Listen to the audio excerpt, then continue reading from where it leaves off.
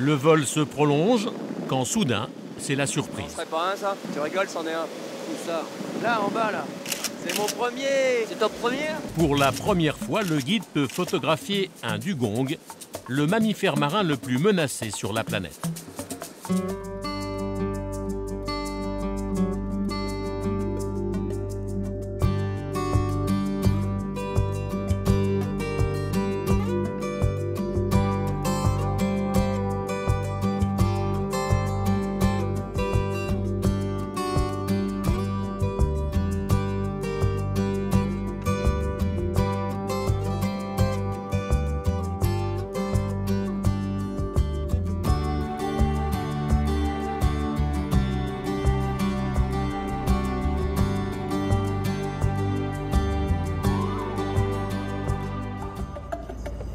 Première. Bienvenue à tous, il est 6 heures. La musique vous réveille bien comme il faut avec Cayenne, Tour de l'Île. La semaine n'est pas 50 films pour Paris. Le jour n'est pas encore levé, Cécile Botta rejoint son lieu de travail. Ouais, je suis contente de me lever, de faire ce trajet et de me dire vraiment chouette, je vais au boulot. Et là, je me dis, j'ai de la chance parce qu'on est combien à pouvoir dire chouette, on va au boulot le matin. En pensant qu'en plus, c'est même pas un boulot, c'est trouver une activité qui te remplit de bonheur.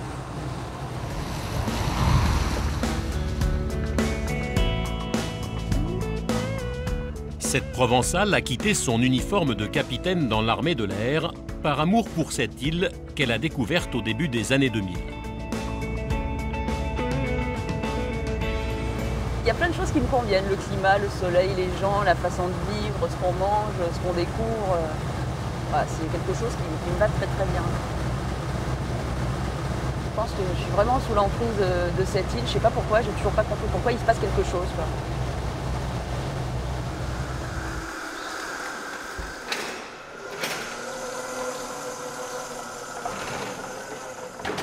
Chaque jour, c'est de l'héliport de l'Éperon, sur la côte ouest, qu'elle décolle.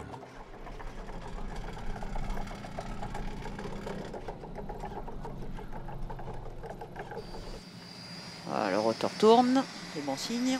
Parmi ses missions, la pilote fait découvrir à des visiteurs les paysages de la Réunion vus du ciel.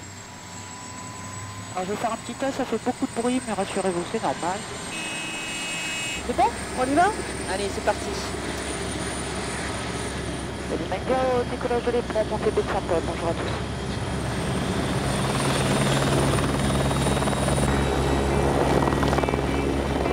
Et le décollage.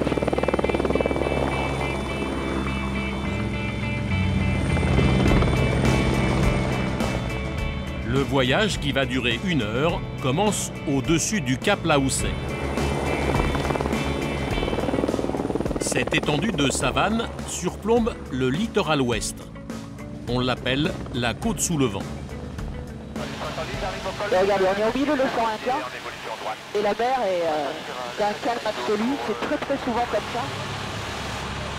Et à vivre au quotidien, c'est extrêmement apaisant.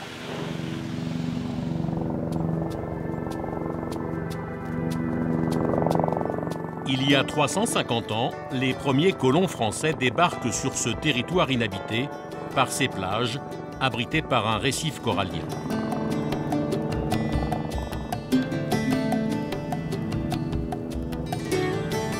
Ce matin, les conditions météorologiques sont excellentes. En s'éloignant de la mer, Cécile remonte les premiers reliefs entaillés par l'érosion de dizaines de rivières. Ici, ça reste extrêmement intéressant parce qu'on évolue entre le niveau de la mer et quand même plus de 3000 mètres.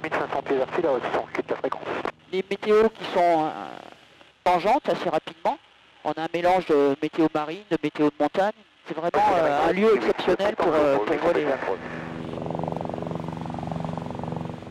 Après 7 minutes de vol, la pilote atteint les frontières du cœur montagneux de l'île. En arrière-plan, c'est notre fameux piton des neiges que l'on distingue. Alors c'est ce volcan qui n'est pas mort, hein, il est juste très gravement endormi.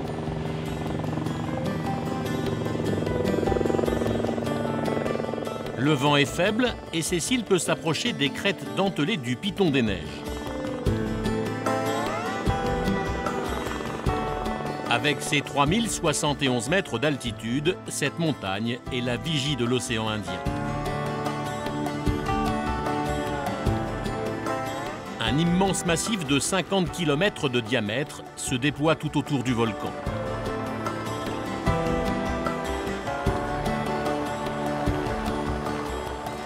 Surgi de l'océan il y a 3 millions d'années, cette forteresse de basalte a façonné les 2 tiers de la Réunion à la seule force de ses éruptions, avant de s'assoupir progressivement.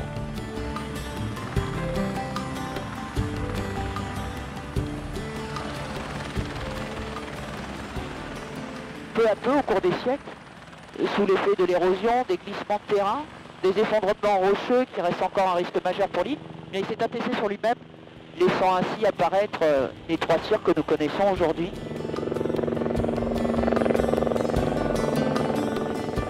Puis Cécile survole Sillaos, Salazie et Mafate. 3 cirques classés au patrimoine mondial de l'UNESCO qui forment une mosaïque de décors unique au monde.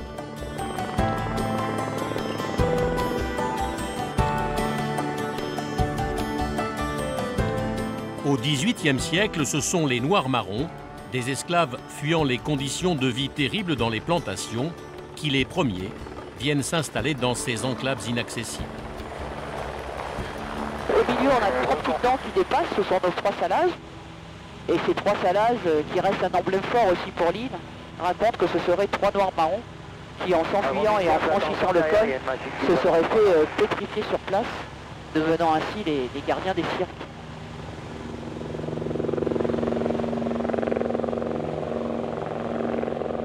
En arrivant dans le nord, Regardez comme c'est magnifique. la pilote aborde l'étape la plus délicate du vol, près du canyon Bras de Caverne. Alors il pleut beaucoup aussi dans ce canyon. Et c'est la raison pour laquelle vous allez voir que les parois n'y sont plus très étanches, ça dégouline un petit peu partout. Il y a des fuites, des arcs-en-ciel au moindre rayon de soleil. Ça va ? Niché au fond de cette étroite gorge se dévoile le trou de fer. Toute cette roche a été sculptée depuis des siècles par tant d'eau. Cette vasque naturelle creuse les forêts primaires de l'île sur 300 mètres d'une verticalité absolue. Ces profondeurs n'ont pu être explorées par l'homme qu'à la fin du XXe siècle.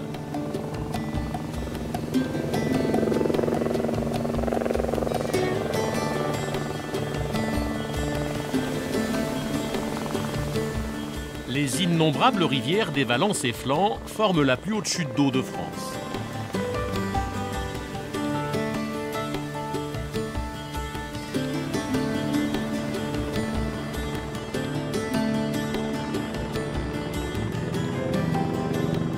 Cécile quitte maintenant le massif du Piton des Neiges et se dirige cap au sud vers le plus impressionnant trésor naturel de l'île.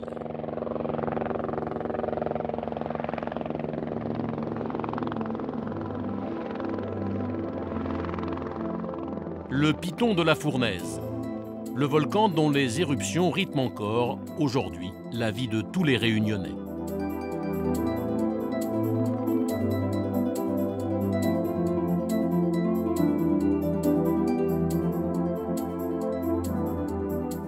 Au cœur d'immenses remparts, ce cône volcanique édifie depuis plus de 500 000 ans un paysage presque lunaire.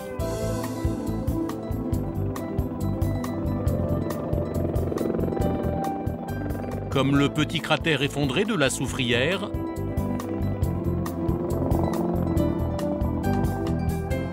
ou à 2632 mètres d'altitude, le sommet plat du Bori, le point culminant du volcan.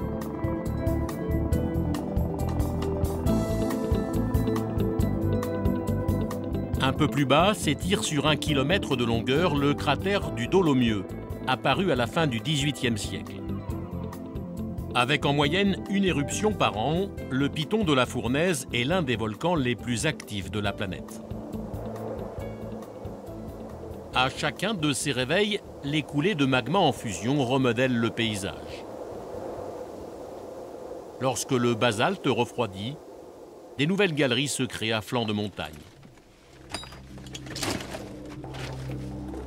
Ce sont les tunnels de lave dont certains segments sont encore inexplorés. On ne va pas pouvoir se mettre à 5 et 6 ici. Juanito Boyer est guide de montagne. Un peu plus bas. Voilà. Par contre, là, il ne faut pas chercher à aller vite. Il faut prendre son temps pour ne pas se blesser. Il a découvert récemment une partie de ce souterrain témoin de la grande éruption de 1800. Belle couleur argentée là.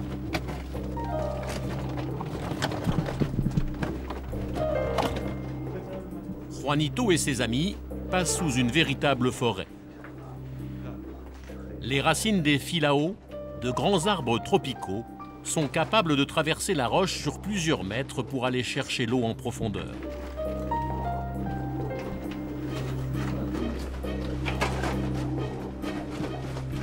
C'est un dédale de racines, c'est magnifique. Puis on peut voir des racines vivantes dans un tunnel. Et on peut même deviner à quelle variété d'arbres elles appartiennent. C'est ça qui est formidable. Là, on peut voir une racine de ce qu'on appelle du bois maigre à La Réunion.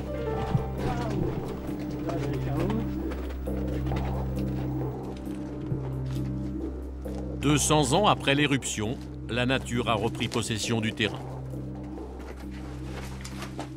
80 tunnels sont aujourd'hui répertoriés officiellement sur l'île.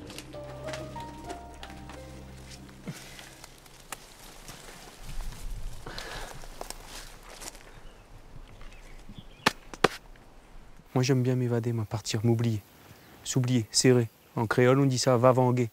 On va vavanguer, on va vavanguer, on va vavanguer. Il y en a qui vavanguent vers l'océan, qui vont à la pêche, qui s'oublient. Nous, on vavangue vers le volcan, vers la forêt. Il y a des zones qui sont préservées et qui vivent, qui se palpitent. Là, on est dans les boyaux, dans les veines du volcan quand même. Hein. On n'est pas... C'est quelque chose de vivant, on est dans un organisme vivant. Et hop, il nous permet de rentrer en toute intimité dans ces boyaux. Hein. Et ça, c'est magique. Le 2 avril 2007 commence la dernière grande éruption du piton de la Fournaise. À 10 h du matin, la lave commence à s'échapper sur le flanc est, loin du sommet, à 500 mètres d'altitude. Pendant une dizaine de jours, une faille laisse s'échapper un flux continu de magma. De gigantesques fontaines de feu dépassent les 200 mètres de hauteur.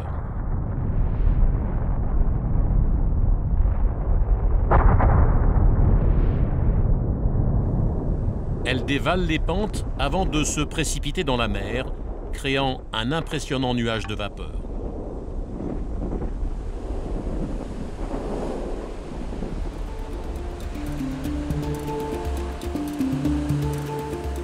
La Réunion s'agrandit au rythme des éruptions. En moins d'un mois, la coulée historique de 2007 a édifié 45 hectares de terre nouvelle. Le site, extrêmement dangereux, est totalement interdit au public. Ce matin, une expédition exceptionnelle avec des volcanologues et des ingénieurs se rend vers le cratère apparu en 2007. Triés sur le volet, ces scientifiques sont guidés par Alain Bertil, un professeur de français, expert du volcan. Là, il faut faire attention aux effondrements de surface, parce qu'on a une croûte comme sur une crème brûlée, et donc qui est fragile et qui peut s'effondrer. Ils veulent étudier les phénomènes liés au refroidissement progressif de la coulée. L'équipe doit grimper pendant 1 heure au milieu des blocs de lave instables pour rejoindre l'entrée du tunnel.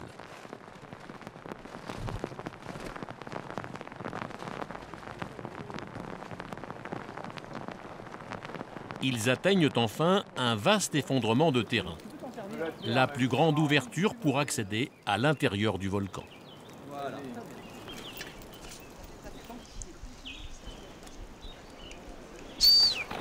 Alain connaît les dangers du piton de la Fournaise depuis l'enfance. Mon grand-père habitait là, juste au-dessus. Et puis à l'âge de 4 ans, il y a eu une éruption. Quand la coulée était assez proche de la route, il m'a pris dans ses bras. Et c'est pour ça que le volcan, pour moi, ce n'est pas seulement un spectacle, c'est un lien familial très fort, ce qui me fait vibrer à chaque fois qu'il y a une éruption. Il faut que j'y aille, parce que c'est un appel, en quelque sorte. C'est vrai qu'on ne se casse pas trop la tête à donner des noms, mais moi, bon, je pourrais l'appeler ma fiancée, peut-être, ce volcan, la Fournaise, quoi.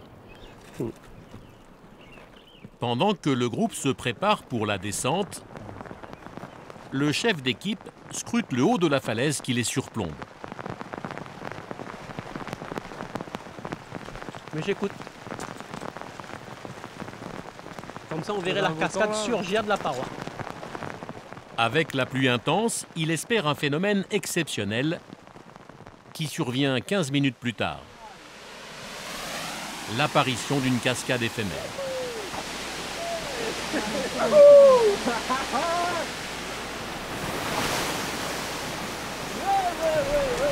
La douche!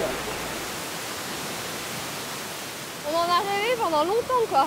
De ce moment-là, on en a rêvé, hein, parce qu'Alain l'avait déjà vu. Et à chaque fois qu'on passait par là, quand est-ce qu'on va la voir? Et là, aujourd'hui, c'est vraiment... ouais, c'est débile, quoi. D'un coup, c'est...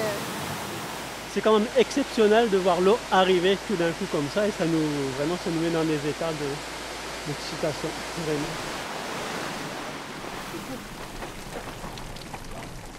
La pluie a cessé et au cœur de la coulée, les scientifiques peuvent débuter leur prélèvement.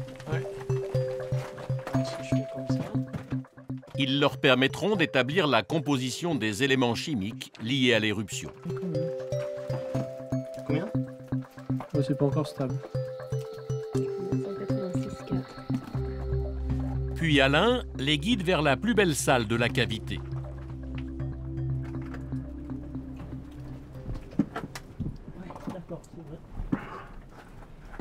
Ici, les plafonds sont recouverts de stalactites. En fait, c'est de la lave figée, quoi. Et donc la lave, elle a coulé du plafond, lentement. Elle a fait dessiner ces pointes là qu'on voit partout là. En s'infiltrant, les gouttes de pluie créent des concrétions à base de soufre, de sodium, de potassium et de gypse. Tout ce qu'on voit en blanc, en jaune, en bleu au niveau de cette galerie, ce sont des cristallisations éphémères, donc qui vont apparaître et qui vont disparaître avec la circulation de l'eau.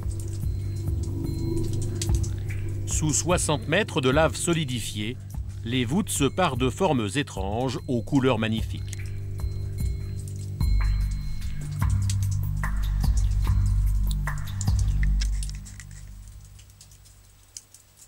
C'est, on va dire, surréaliste ce que je dis, mais il y a quand même une sorte de force tellurique qui nous donne une énergie là, que l'on ressent.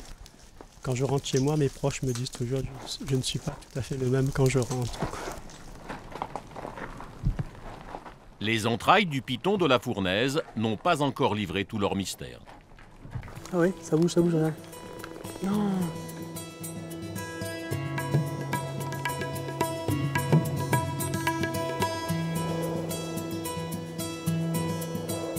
Nous quittons le sud inhabité de l'île pour partir à la découverte d'un autre patrimoine de la Réunion, 60 km plus à l'ouest.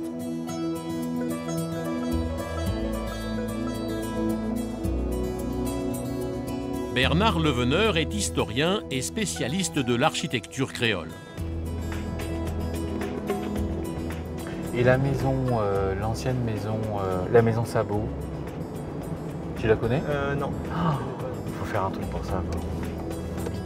Aujourd'hui, cet enfant du pays emmène Raphaël Gastebois, le nouvel architecte des bâtiments de France, sur les traces des bâtisseurs de la Réunion.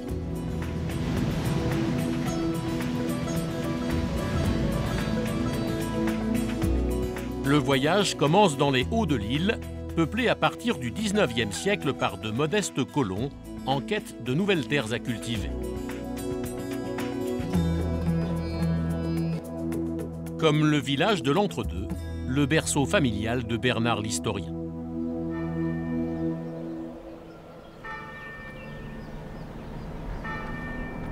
À 400 mètres d'altitude, ce bourg est un livre ouvert sur 2 siècles d'architecture créole. Bon, je te suis. Hein, bah oui, non mais là... Toi ici, ouais. Non mais là, il y a... Ici sont préservées des dizaines de cases, le nom que l'on donne aux maisons sur l'île. Elles sont toutes érigées sur le même modèle, autour d'une ossature en bois, héritée des charpentiers de marine. Chaque façade reflète le statut social de son propriétaire avec ses ornements. Du lambrequin, la frise de dentelle protégeant les murs des pluies, à la varangue, cette terrasse couverte qui servait de pièce d'apparat dans les habitats les plus aisés. Raphaël et Bernard se dirigent vers la plus grande demeure du village, la Case au Haro. Bâtie dans les années 1870 et entièrement restaurée il y a 2 ans, elle est la préférée de l'historien. Alors aujourd'hui, toutes ces maisons-là, elles sont restaurées, rénovées. Alors du coup, bien sûr, on les passe aux couleurs les plus improbables les unes que les autres. Mais en fait, il n'y a jamais eu de couleur sur les maisons créoles. Elles étaient en bardeaux, les bardeaux n'étaient jamais peints. Ils grisent de manière naturelle. Naturellement, donc ils prenaient ces très belles nuances de gris. Là, il y en a une autre ici. Un peu plus loin apparaît un autre symbole plus récent de la prospérité de l'entre-deux. C'est la maison du planteur qui avait fait fortune dans les années 50, qui voulait montrer sa fortune et qui se fait construire une maison créole en dur avec des volets en fer, avec des bassins, etc. Et aujourd'hui, la question c'est est-ce que ces maisons-là n'ont pas valeur de symbole au même titre que les maisons créoles qu'on vient de voir. En fait, tout ça, ça fait partie du patrimoine.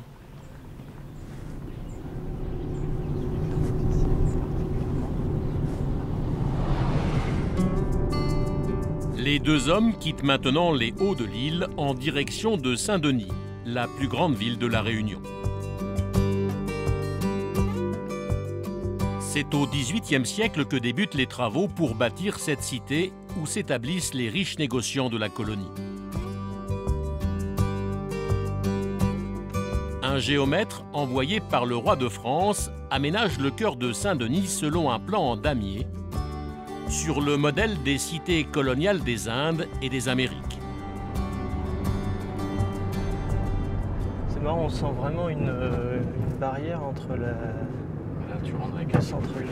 Ouais, voilà. C'est la rue Montreuil qui est... Ouais, et puis c'est la rue Saint-Jacques. Bernard emmène Raphaël découvrir l'une des plus belles demeures du centre-ville, une case du début du XIXe siècle. Donc voilà.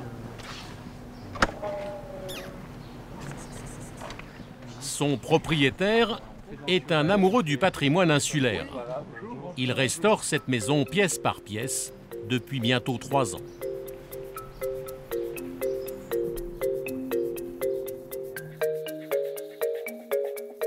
Elle était en très mauvais état lorsqu'il l'a achetée pour y vivre en famille. On avait déposé les décors qui sont en haut. On les a remis, on en a refait d'autres à l'identique puisque certains étaient abîmés. Et les portes, en revanche, tout ce qu'on a pu conserver, on l'a conservé. Les portes, les poignées, là, on est encore en restauration, donc il faut qu'on mette un verre à l'identique là-dessus. Là, petit à petit, on y parviendra. Cette case est typique de ces habitations créoles, édifiées sans aucun plan et qui évoluaient de manière empirique au fil des décennies. La maison initiale, c'était une pièce, une petite pièce, une salle à manger, 2 chambres, une varangue derrière. Et au fur et à mesure de l'agrandissement de la famille, des changements de propriétaires, la maison s'est agrandie. On a fait un grand pavillon ici, un petit pavillon là, on a fait une cuisine derrière. Et on a rajouté en fait des pièces. Là, on sent ce que c'est qu'une maison créole. Véritable pièce centrale du foyer, la petite varangue à l'arrière de la maison raconte la vie bourgeoise de Saint-Denis il y a 200 ans. En fait, il y a une grande règle dans les maisons créoles, c'est qu'on ne vous invite pas à rentrer dans la maison ou dans la cour ou dans le jardin, c'est pas bon signe. On vous reçoit sous la varangue, c'est déjà bon signe. Vous êtes en négociation pour épouser soit le fils de famille, soit la fille de famille. On vous autorise à rentrer dans le salon, c'est bon, vous êtes en pleine période de fiançailles ou de mariage, et vous venez là, sous cet espace-là, dans cette partie très intime où il faut imaginer toute une armée de domestiques circulant, etc. Là, c'est bon, vous faites partie de la famille.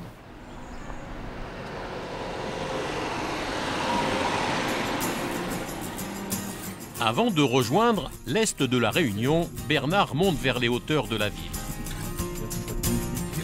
À partir du 19e siècle, les plus aisés des Dionysiens s'y font édifier des résidences secondaires pour échapper aux chaleurs de l'été austral. Les gens d'ici disent « monter en changement d'air ».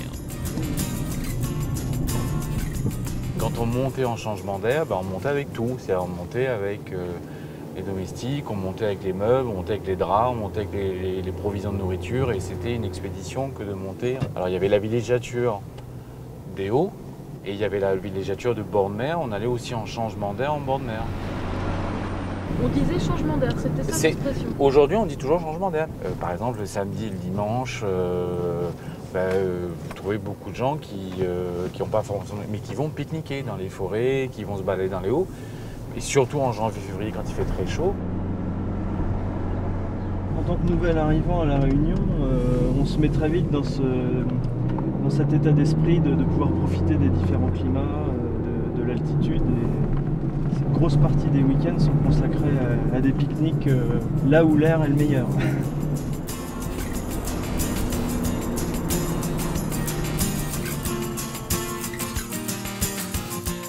Après les Hauts de Saint-Denis, direction les territoires de l'Est.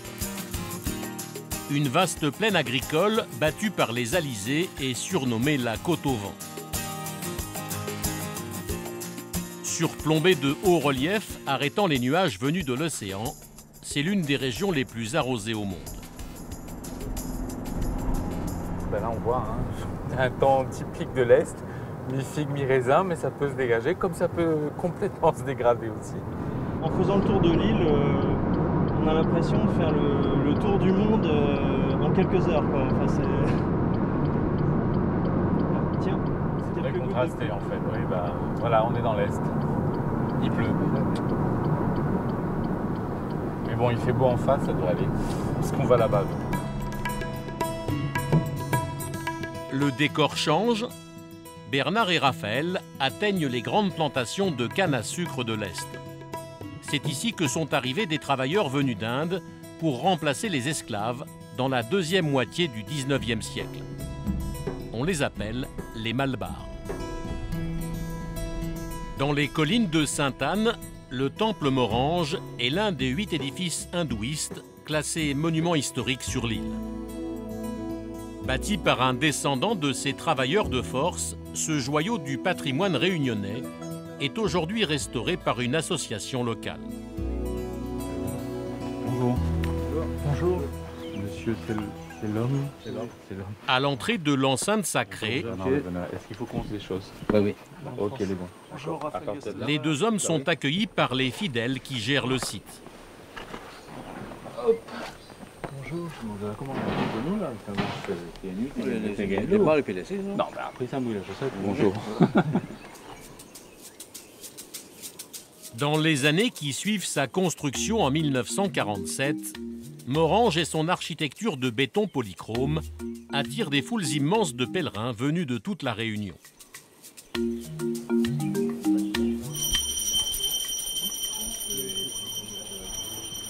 C'est la première fois que des visiteurs d'une autre confession sont autorisés à pénétrer dans la chapelle principale durant une cérémonie.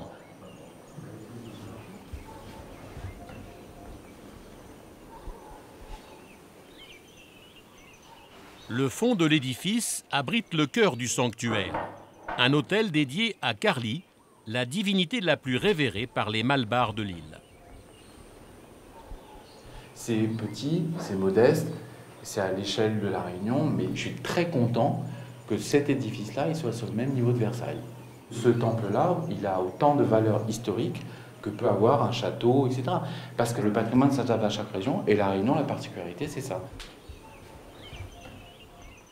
Partout sur les murs, ces fresques mêlant références hindoues et chrétiennes sont soigneusement protégées par les membres de l'association.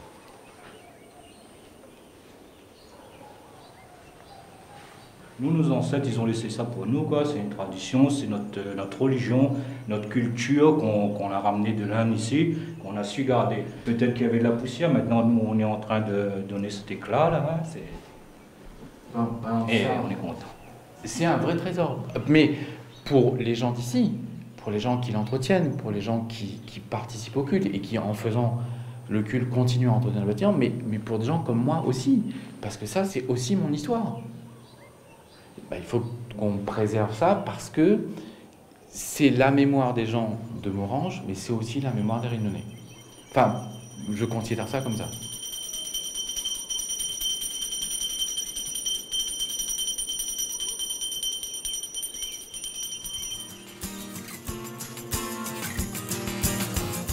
Dernière étape, 10 km plus au sud, sur les rives de la rivière de l'Est. Ici se dresse un autre trésor du patrimoine architectural de l'île, achevé en 1894.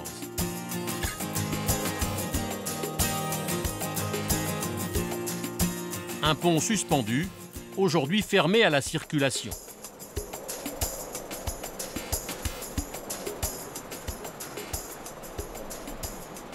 Alors si on fait un montage photo et qu'on enlève le décor, on met des buildings, on est à New York, quoi. Il a une élégance, une finesse dont on rêve un petit peu aujourd'hui. Avec ses 152 mètres de portée, ce chef-d'œuvre d'ingénierie, arrivé en kit de métropole, était le plus long pont suspendu du monde à sa livraison.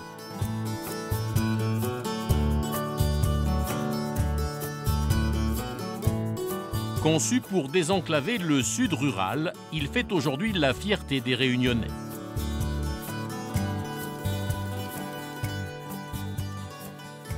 Je suis passé là-dessus avec mes parents en flippant, petit, en regardant par en bas et le pont était en bon état. Mais c'est sûr qu'avec une voiture, il bouge un peu.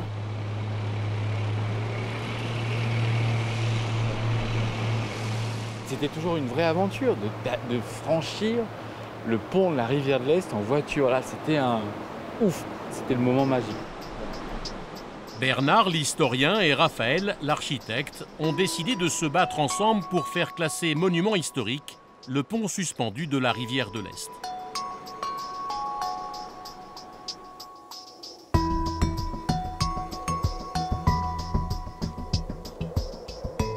Au cœur de l'île, des Réunionnais veillent sur un autre trésor.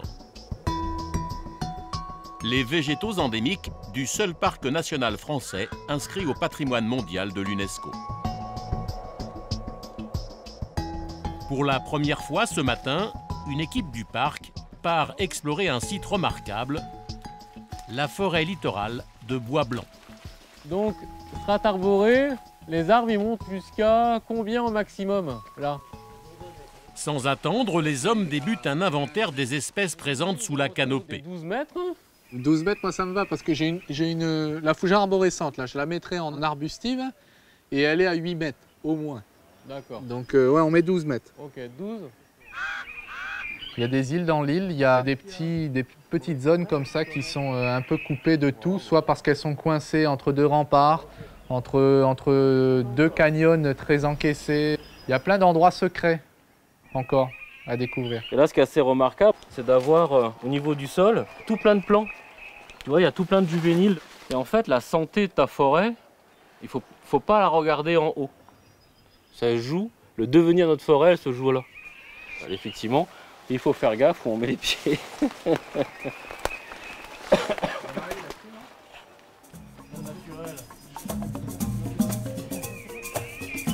Pour la suite de leur expédition, les gardes qui portent chacun 16 kg de matériel ont 500 mètres de dénivelé à gravir dans la chaleur tropicale.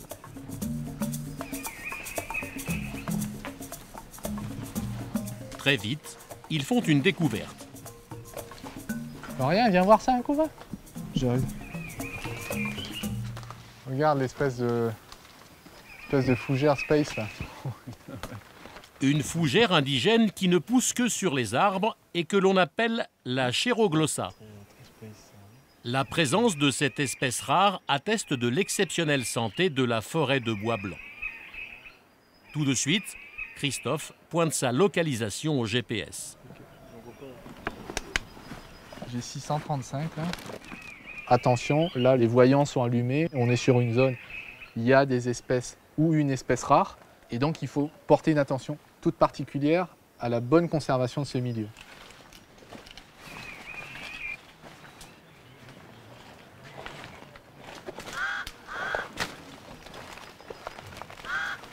Tu es sur une île, c'est vrai que c'est petit, mais tu as une telle différence de climat, de lumière, de conditions, d'atmosphère, ce qui fait qu'on n'a pas cette impression en fait d'exiguïté. Au coucher du soleil, les hommes installent leur campement à l'abri de l'humidité. Elles sont pas passées avec. Non, non, rien, t'es pas dans le bon. Celle-là, il n'y a pas d'anse. C'est parfois plus facile de faire des relevés floristiques en forêt que de monter la tente. Mais celle-là encore, ça va. On est toujours plus efficace à 4, surtout 5 minutes avant la nuit, quoi.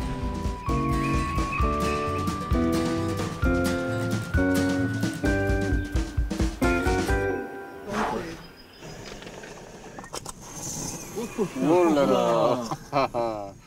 Tradition pour le repas du soir, un verre de rhum arrangé. Une recette locale aromatisée aux fruits exotiques. C'est quoi, le chi, non? Allez, Jean. Commence, Jean-Marie. Allez, je goûte alors. C'est vrai. Voilà. Non, ça te suffit, Christophe? Ah oui. moi, je vais juste goûter.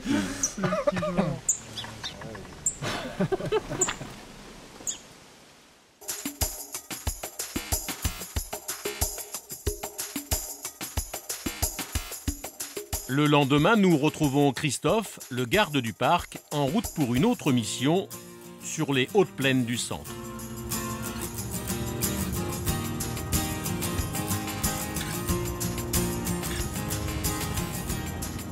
Il est attendu dans l'une des dernières forêts primaires de la Réunion, le sanctuaire de Bébour. Ce type de paysage recouvrait l'île à l'arrivée des premiers habitants. Cet écosystème fragile est aujourd'hui menacé par des braconniers. Ils viennent piller ces espèces végétales uniques au monde pour les revendre.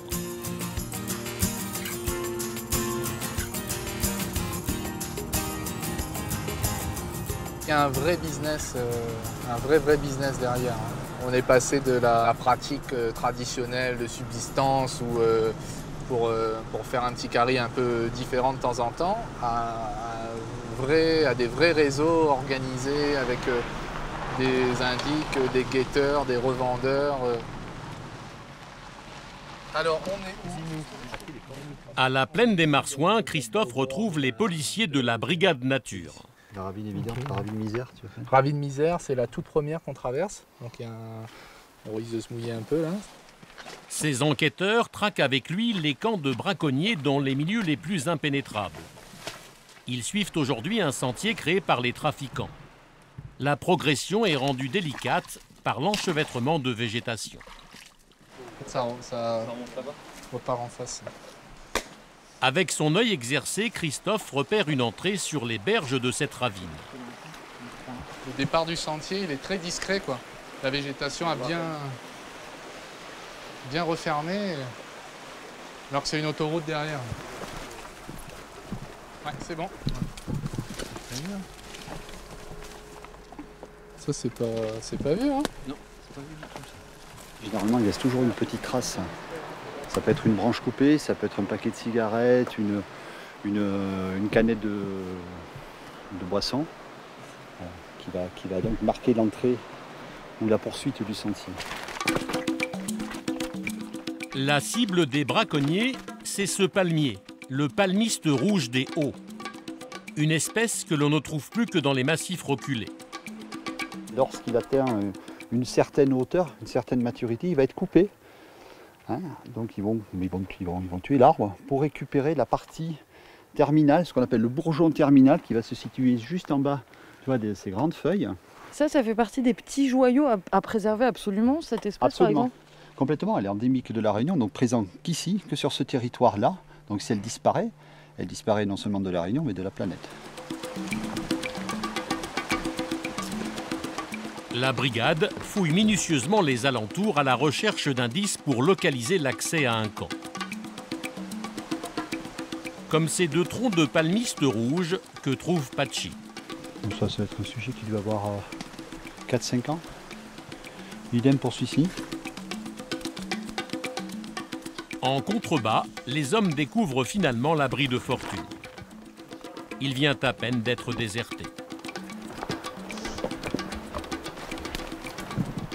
Ils ont dû nous entendre? Il y avait un mec? Non. Enfin, un ou plusieurs. Il s'est barré, c'est tout.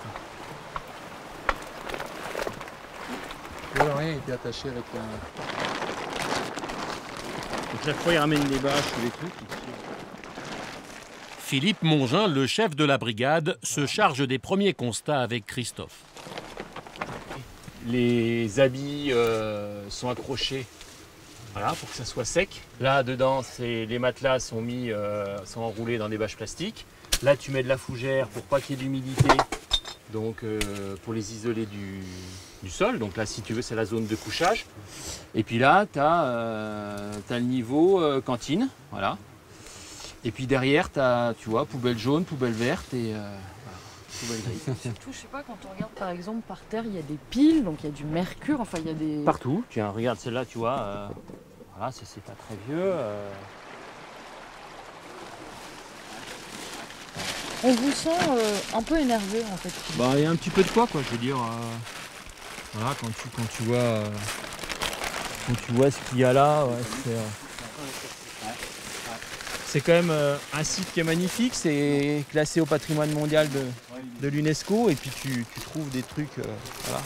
On ne s'attend pas dans un milieu comme celui-là tomber sur un tel, excusez-moi l'expression, mais bordel que ça, quoi. Enfin, voilà, là on a de tout, ça va du feu dans les zones non autorisées, aux déchets, aux produits dangereux, les piles, destruction d'espèces protégées, enfin voilà, on a le cocktail détonnant sur ce genre d'endroit. Et c'est vrai que ça fait mal au cœur. Hein. Lorsqu'ils auront interpellé les braconniers en flagrant délit, la brigade et le parc organiseront une opération de destruction des camps sur l'ensemble du site.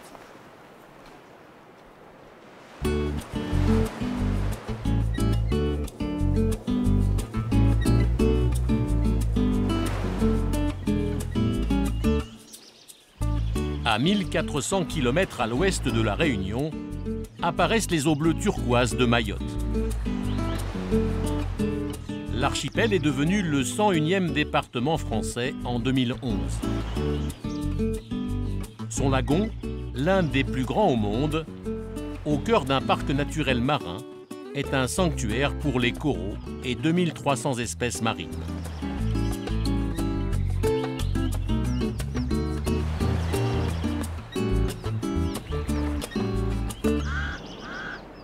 Ce matin, Yannick Stéphan s'apprête à survoler le littoral. Donc on est parti?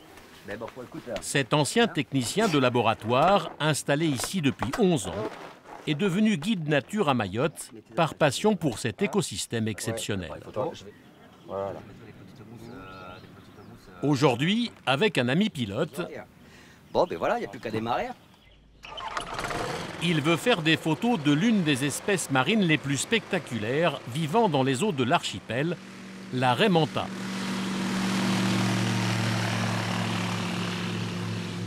Les deux hommes partent pour 2 heures de vol autour de Grande Terre.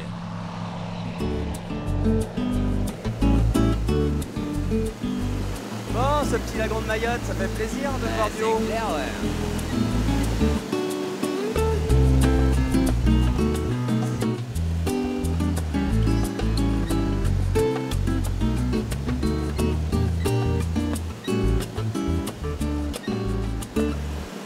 quand même une sacrée île de contraste.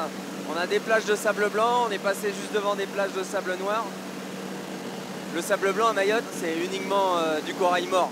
Comme on a des grosses marées, on a une grosse mortalité du corail plusieurs fois par an. Cette érosion, ça fait le sable blanc.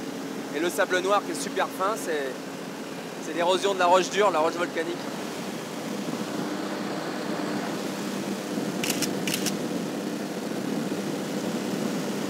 Ah, il est beau son piton rocheux là.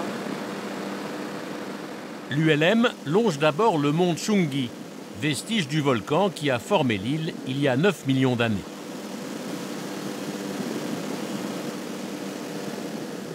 Puis en remontant vers le nord, les amis atteignent les îlots Choisil, reliés par une petite langue de sable. Là, quand il y a la belle lumière et la belle marée, pour moi, c'est le joyau de Mayotte. C'est beau, c'est beau, c'est beau.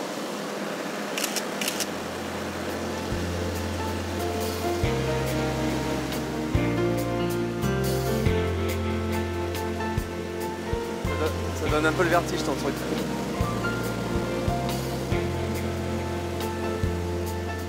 « 10 km plus à l'ouest, ils approchent enfin la zone où les raies manta font une halte dans les eaux les plus chaudes du lagon pendant leur migration.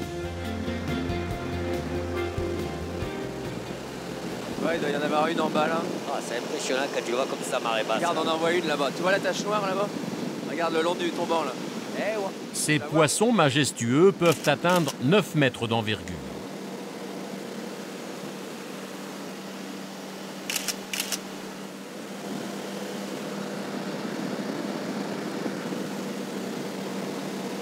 Oh là, regarde, il y a une autre là-bas, rate ça. Mais oui, mais je sais. Elle est au folle là-bas. Je viens tous les jours.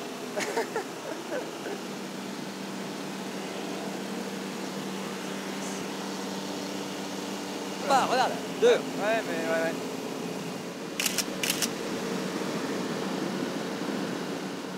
Le vol se prolonge quand soudain, c'est la surprise. Ce serait pas un ça? Là. Tu rigoles, c'en est un. Où ça? Là, en bas, là. C'est mon premier. C'est ton premier? en ULM. Pour la première fois, le guide peut photographier un dugong, le mammifère marin le plus menacé sur la planète. Il en reste moins d'une dizaine à se nourrir dans les herbiers du lagon de Mayotte.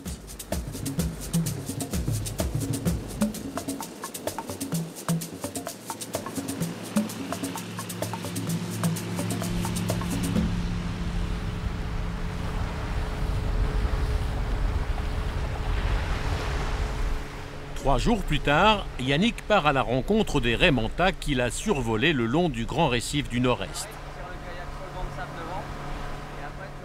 Il emmène une jeune biologiste du parc naturel qui n'a jamais plongé avec le diable des mers.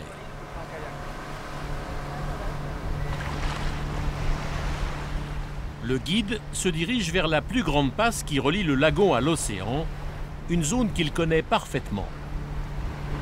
Maintenant c'est facile, tout le monde a un GPS sur le bateau, mais moi pendant 4-5 ans je naviguais sans GPS, donc je connais tous les recoins du lagon. Yannick doit slalomer entre les parties les plus hautes du massif corallien.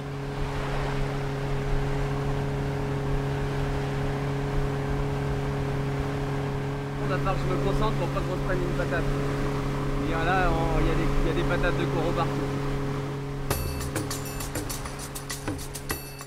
Cette barrière de 195 km de longueur entoure la totalité de Mayotte. Magnifique. Il est interdit d'y jeter l'ancre et de ramasser le corail. La barrière, par endroit, elle peut faire 3 km de large. Ça va pousser en s'étalant. Ça pousse vers la lumière, toujours la barrière de corail. Plusieurs fois par an, le corail sort, meurt, s'érode. Quand on voit que la barrière de corail, même à 20-30 km de la côte, elle sort de l'eau, c'est quand même impressionnant, quoi. Dans une zone plus profonde, il cherche les courants où nagent les raies.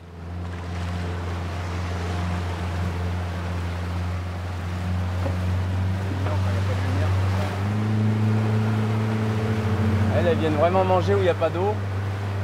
Quand le plancton s'accumule là contre la barrière, là on est calé à l'intérieur de la barrière. Là, depuis 6 ans en fait c'est la zone où je les vois le plus souvent.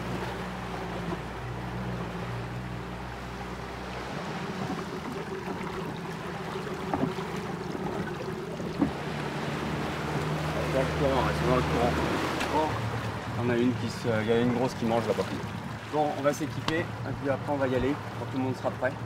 Vous me suivez, c'est tout, vous avez juste à me suivre. Vous cherchez pas la raie manta, vous me suivez. Comme tous les animaux, évitez de les courser, faire le minimum de mouvements possible. Ça reste des animaux sauvages, donc dans l'eau, quand on est là avec les bras, les jambes dans tous les sens, c'est impressionnant pour elles, quoi. Il y en a certaines qui ont l'habitude, qui sont cool, mais en règle générale, si on les embête de trop, elles se sauvent, elles arrêtent de manger, quoi. Le guide et la biologiste plongent pour une rencontre inoubliable.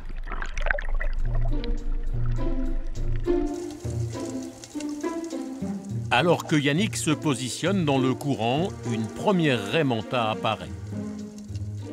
Un beau spécimen de 4,50 m d'envergure.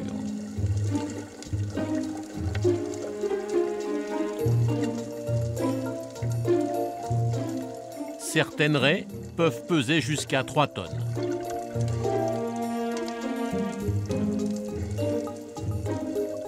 Comme beaucoup de géants des mers, la manta se nourrit de petits animaux aquatiques.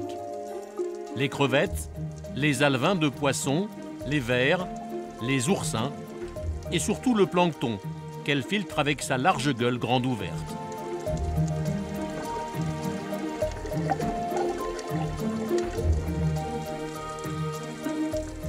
Classée comme espèce vulnérable, la raie manta est protégée dans le parc marin de Mayotte.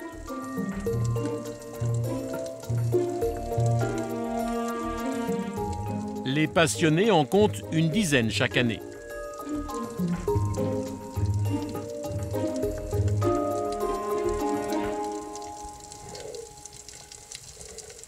Ça me fait plaisir. Hein. Dans cette grosse bête, t'as vu, on pourrait rentrer dans la bouche presque. C'est impressionnant quand même. Bon, c'est un régal hein, de nager avec elle.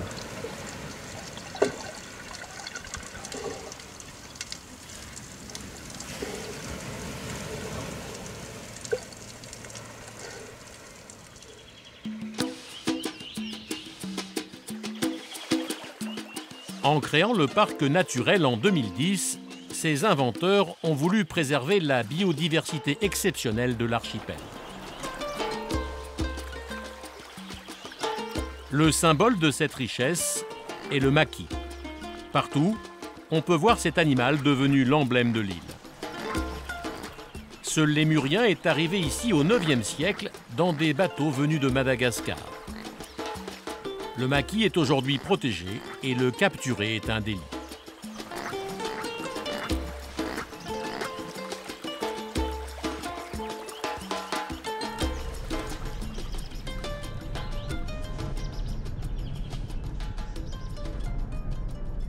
Sidi Naouirdine est l'un des 6 gardes du sanctuaire. Cet ancien militaire a parcouru le monde avant de revenir sur sa terre natale il y a 11 ans.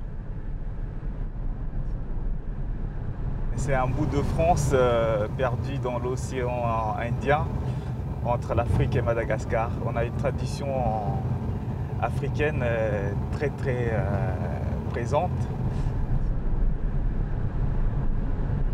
Au niveau du paysage, la terre un peu rouge, argileuse, vous avez les baobabs.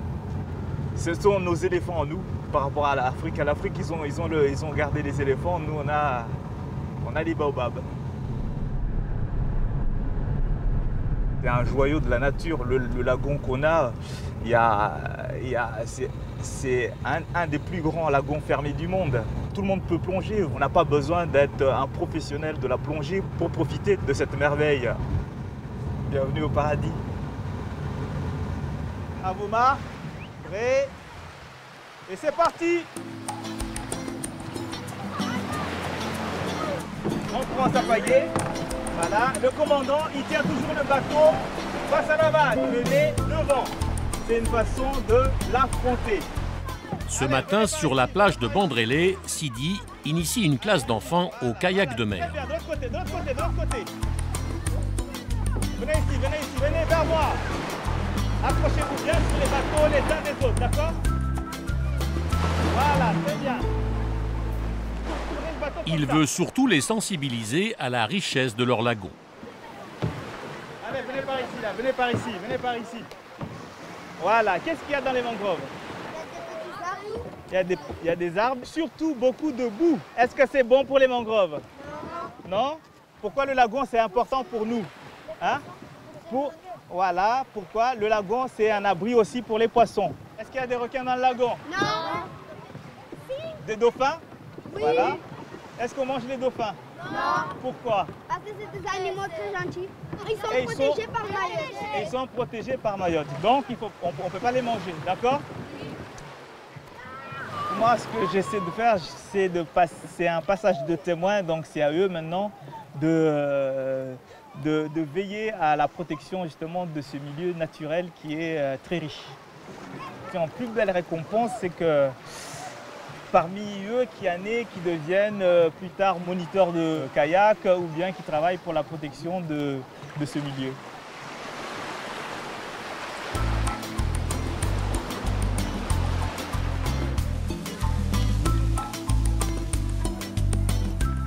Après le cours de kayak, les élèves se retrouvent pour le traditionnel voulé, un barbecue que partagent les Mahorais sur les plages. Je pense qu'il faut certains font les mabawa et peut-être qu'il faut commencer à préparer les bananes. D'accord? Vous avez ce qu'il faut? Anne-Gaëlle, leur institutrice, est aussi la femme de Sidi.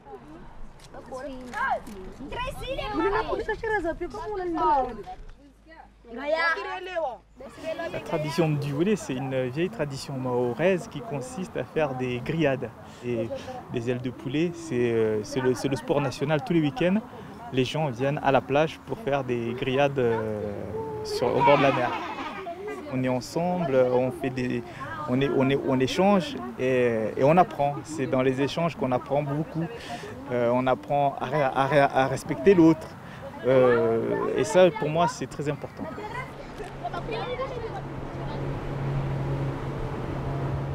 En fin d'après-midi, direction le sud-est de l'archipel.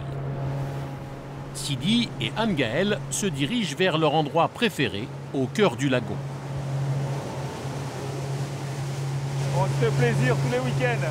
Après le boulot, on vient ici pour se faire plaisir.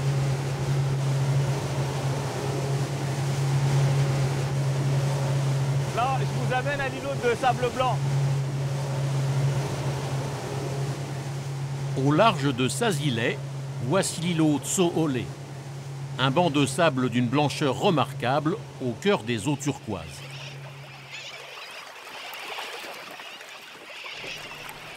Sidi vient régulièrement y contrôler la colonie d'oiseaux marins qui y niche.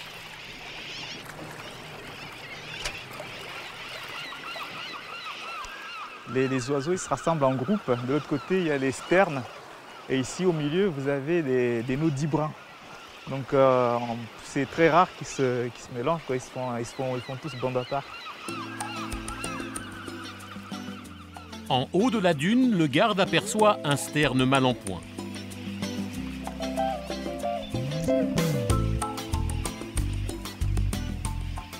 Il est un peu fatigué, il est épuisé, là, il ne peut plus rien. Là. Pour sauver l'oiseau, la technique est simple. Il faut creuser un trou dans le sable pour qu'il puisse récupérer à l'abri du soleil.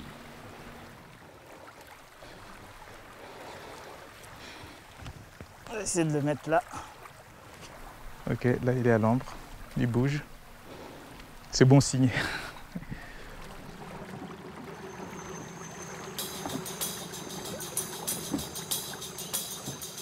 Nous quittons les étendues bleu-azur du lagon pour rejoindre les forêts tropicales du centre de Mayotte.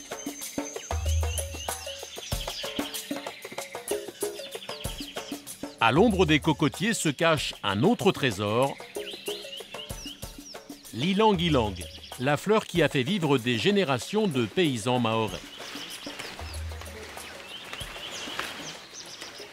C'est à la fin du 19e siècle que se développe la culture de cette variété de magnolia, dont l'essence est utilisée par les plus grands parfumeurs pour ses senteurs de monoï et de jasmin.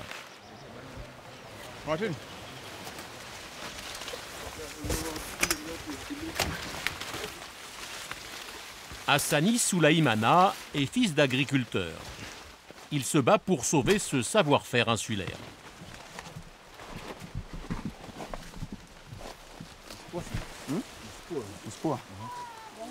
En ce mois de mai, c'est le premier jour de la récolte annuelle. Les cueilleurs commencent par soigneusement trier les fleurs. Il faut cueillir que les fleurs matures, c'est-à-dire quand le cœur est coloré rouge comme ça, ça veut dire que là, elle est bonne à être cueillie. Et le cœur commence Alors celui-là il n'est pas mature, elle n'est pas mature. Cette fleur n'est pas mature. Alors si vous prenez, vous regardez à l'intérieur, le cœur n'est pas rouge. Hassani a fait des études de gestion, mais il a choisi à 24 ans de reprendre l'exploitation familiale. Aujourd'hui, ils ne sont plus que 30 à Mayotte à cultiver l'ilang-ilang. Si je ne reprends pas, en fait, personne ne reprendra. Et ça, c'est pas possible. Et je le reprends aussi, pas par obligation, mais parce que j'aime ça, en fait. C'est un choix de venir dans la brousse, être paysan et me battre pour développer le travail familial. Il y a une fierté aussi de pouvoir continuer le travail de son père. Je sais pas, j'aime bien avoir les mains sales, j'aime bien être dans la nature, j'aime bien être piqué par les moustiques. Voilà. Il y en a qui ne comprennent pas, ils me disent « ouais, mais pourquoi toi, tu as fait un peu d'études, tu peux avoir un travail au Conseil général ou tu peux avoir un travail tranquille dans les bureaux climatisés, tout ça. » Ouais, mais vous imaginez 4 murs blancs?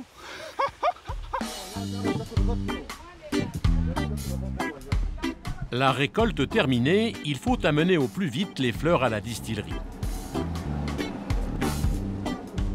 Ce matin, les cueilleurs ont ramassé plus de 50 kilos de la précieuse plante. La fragrance de l'ilang-ilang est extrêmement volatile et il faut la transformer immédiatement.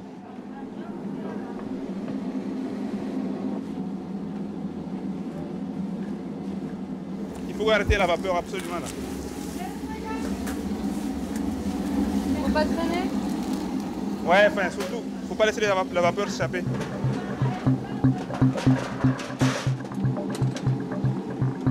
L'attente va durer au moins 3 heures. Pour moi, ça reste toujours de la magie. Ouais. Hassani vend ses extraits d'ilang-ilang comme produit de beauté.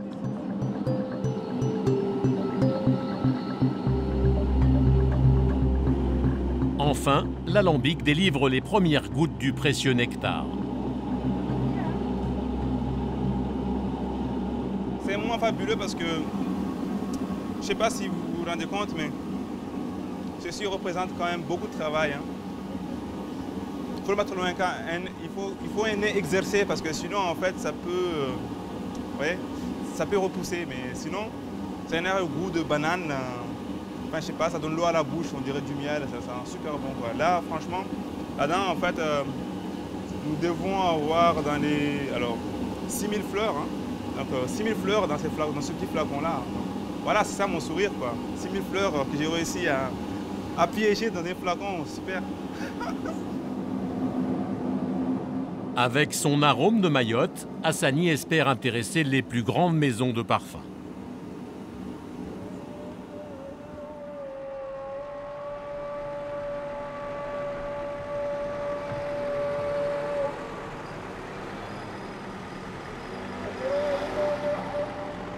Le soir tombe sur Mamoudzou.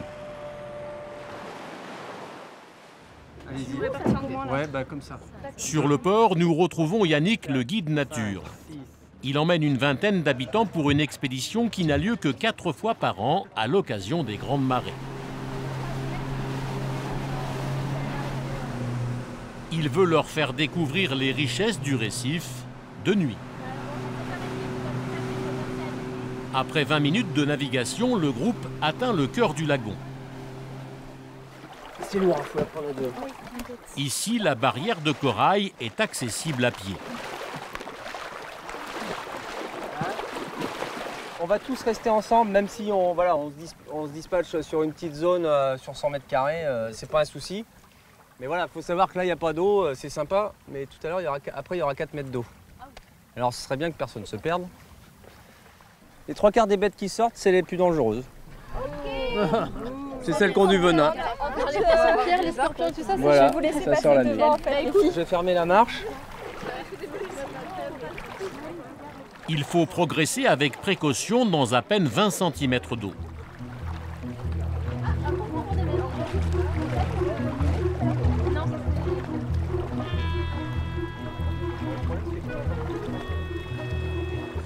Des rascasses volantes. Donc ça, c'est un venin super dangereux, c'est super joli. Hein. Ouais. Vous allez en voir plusieurs espèces, hein. Ça c'est... le poisson-lion. On les voit vraiment bien la nuit à se promener, quoi. La journée, c'est sous les voûtes, dans les grottes. Elle est belle, hein? Très vite, Yannick attrape un poulpe. C'est un poulpe tacheté. Vous voyez, on voit toutes ces petites taches. Les bleus. Mais lui, il est à taille adulte. Ah ouais? C'est petit? Ouais. La journée, on peut en voir des beaucoup plus gros, mais c'est pas du tout la même espèce. Comment il se dépasse? Attends, je veux pas qu'il Faut y aller doucement. Pas de gros coups de palme, tout ça. Ce que j'ai pas envie, c'est que les gens ramassent les coquillages, les mettent sur leur buffet. C'est vraiment l'occasion pour faire comprendre aux gens que la nature, faut la laisser tranquille, quoi. C'est quoi ça? C'est un petit poisson globe. T'es sûr que ça va te piquer? Non, au pire, ils mordent. Eux, ils grignotent le corail. Ah, tout fou. Pourquoi? Parce que c'est des animaux qu'on voit pas souvent, on leur fait partir en plongée.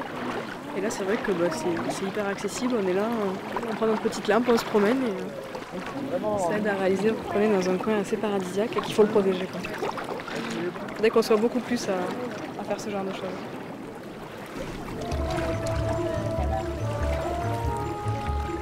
Soudain, non, ne bougez pas, elle vous fera pas mal. une raie électrique traverse le groupe. Non, parce qu'elle est un peu perdue. Si tu veux. Non, mais ne bougez pas, vous risquez rien. Ne bougez pas.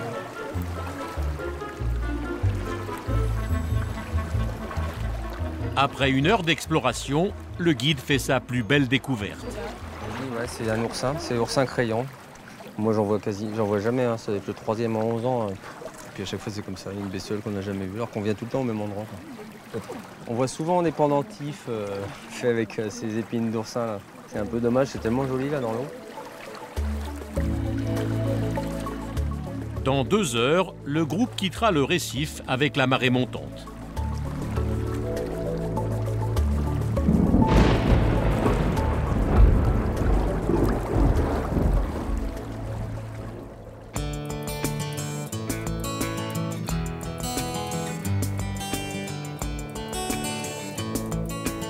Nous quittons Mayotte pour retourner vers l'est dans l'océan Indien, à La Réunion.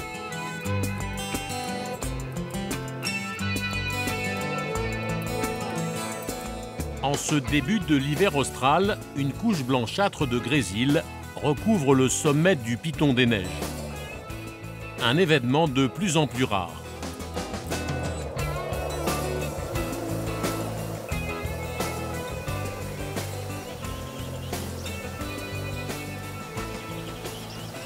Sur la côte ouest, à l'héliport de l'Éperon, nous retrouvons Cécile, la pilote, pour une de ses missions de service public. Aujourd'hui, elle s'envole avec une infirmière itinérante qui part pour une semaine dans les villages les plus isolés de l'île. Justement, ils ont des sacs à mettre.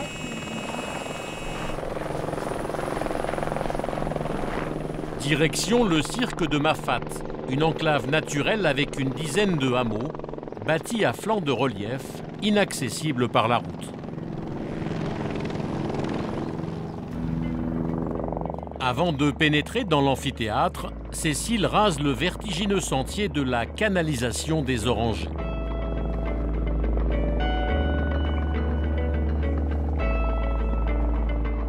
Taillé à flanc de parois sur près de 11 km, il sert de repère aux pilotes.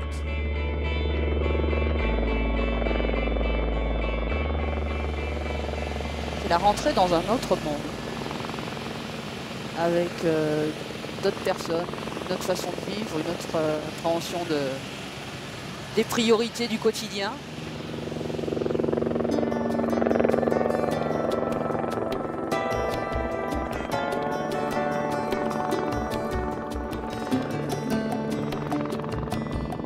Depuis 3 siècles, c'est dans ces petits hameaux qu'on appelle des îlettes que 820 Mafatais vivent au cœur d'un territoire de la taille de Paris.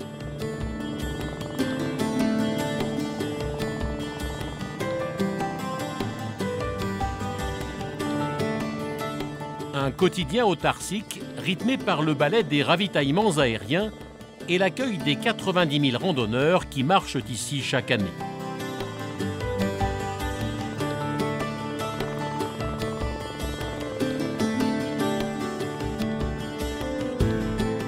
comme sur le plateau abritant le village de la Nouvelle. Avec ses 150 résidents, c'est le plus grand et le plus visité des 10 îlettes.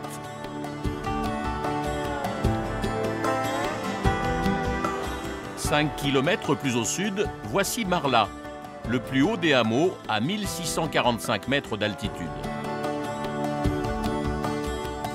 Il surplombe la Plaine aux Sables, la plus petite bourgade qui ne compte que 2 familles.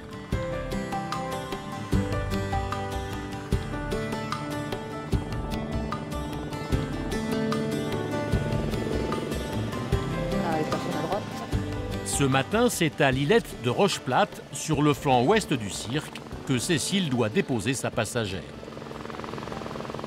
Chaque îlette a sa spécificité, ils sont tous aussi beaux les uns que les autres. Ah, je fais ma petite approche de grand-mère.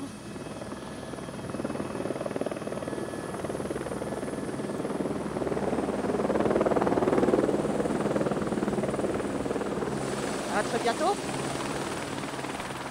L'infirmière va pouvoir commencer sa tournée. Pour la pilote, pas une minute à perdre. Elle embarque une femme enceinte qui doit descendre à Saint-Denis pour une échographie.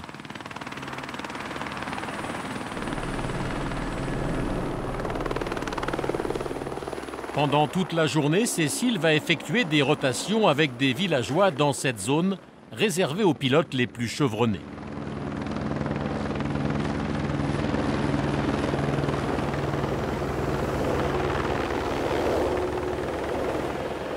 Un petit peu de vent, ça devient très turbulent. Quelque part, c'est du vol en montagne, donc ça demande une certaine vigilance. Il faut rester assez humble dans ce genre d'environnement.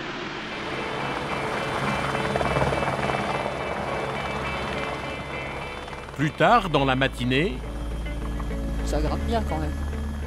La pilote ramène 2 petits garçons qui rentrent d'une semaine dans un centre aéré sur le littoral. Alors on descend, on fera attention aux oreilles. Alors là, si on n'a pas une vue d'enfer.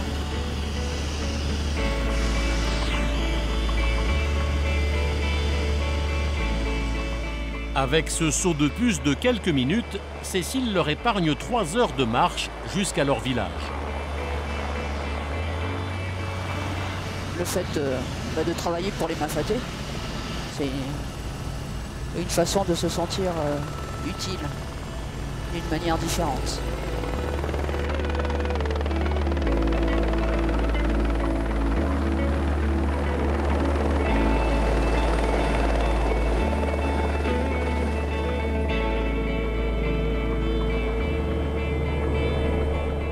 Jusqu'au soir, elle va survoler les paysages déchiquetés de Mafate.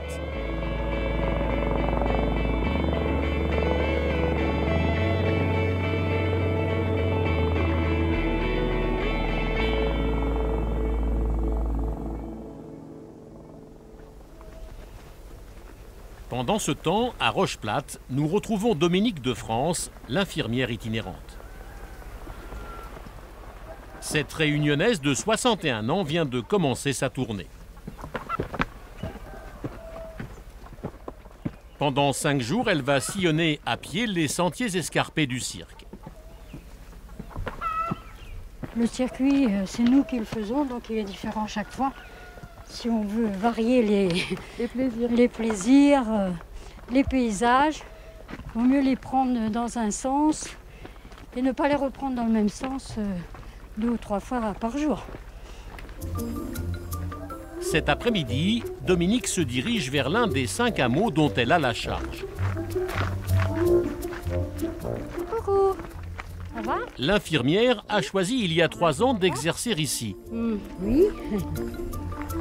Les vacances, hein? Par passion pour le mode de vie singulier des Mafatais. Je les ai connus sur le papier d'abord en feuilletant les dossiers et puis après, voilà, même... Les visages sur les noms. Tout à fait, parce que, bon, j'ai pour principe de ne pas aller chez les gens si je n'y suis pas invitée. Je veux dire, je ne vais pas comme ça chez les gens, mais après, en discutant avec un oncle, une tante, une fille, voilà, ben viens voir papa, et ça fait longtemps qu'il ne vient pas. C'est comme ça que ça se fait. Dominique est attendu 600 mètres plus haut pour une visite à domicile. Suzy? Chez Suzy et Jules Vinot. Georgie, bonjour. Ah, ça va? Vacances? Hein? Une famille de 5 personnes qu'elle passe voir régulièrement depuis la naissance du dernier fils. Ah, Julino est là. Bonjour. Allez, ça va? Oui, ça va bien. Oui. Ah bah oui. L'infirmière surveille attentivement la croissance du Alors, petit Jules. Qu'est-ce que tu nous fais? Tu pousses sur tes jambes ou pas? Hein? Tu pousses? C'est l'avant-dernier né de l'année 2012. C'est le plus gros. Je dirais pas trop fort, mais c'est le plus beau. Pour moi, c'est le plus beau de tous ceux qui sont nés. Tous les bébés sont beaux, mais toi, tu es vraiment très beau. Un bonhomme? Ouais, d'accord. Tiens. Papa, maman ont bien travaillé. Vous l'avez vu naître quasiment en plus celui-là. Bah, j'étais pas à la maternité, mais oui, il y a eu 5 naissances cette année sur Rocheplate.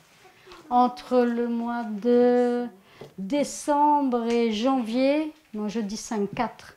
4 naissances entre décembre et janvier, donc voilà. Ces 4 petits, ils sont pas à moi, mais ils sont un petit peu à moi quand même. Parce qu'on s'en occupe tous les mois, on essaye. Hein, Suzy? Tu te souviens de ton dernier tour? Dominique en profite aussi pour contrôler la glycémie de Suzy, la maman. Tu vois, c'est lui qui connaît. C'est un petit peu élevé par rapport à l'horaire. Donc, Julino, tu l'empêches manger gâteau toute la journée. Hein? Ouais. Tu manges à sa place si tu veux, c'est pas grave. Moi, ça part. Allez, à bientôt. Merci encore. Et puis, La prochaine visite est prévue dans 10 jours. Dans les bas. Merci. Allez. Bonne Au soirée. revoir, chérie. À bientôt. Au revoir.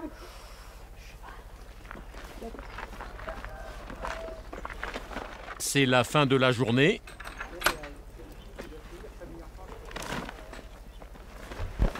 L'infirmière rejoint l'un des 3 dispensaires de son secteur.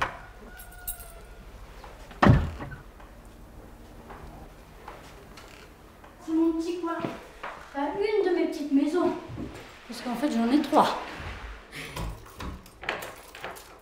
Ce soir, elle se prépare pour passer la nuit dans la chambre qu'elle s'est aménagée à Rocheplate. Bienvenue chez moi, hein. Voilà. Demain, une rude journée l'attend.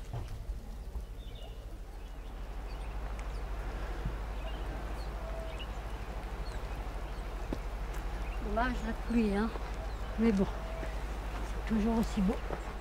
Le lendemain matin, dans le brouillard, Dominique est déjà en route sur le passage de la Brèche à 1300 mètres d'altitude. Ça glisse. Faire attention.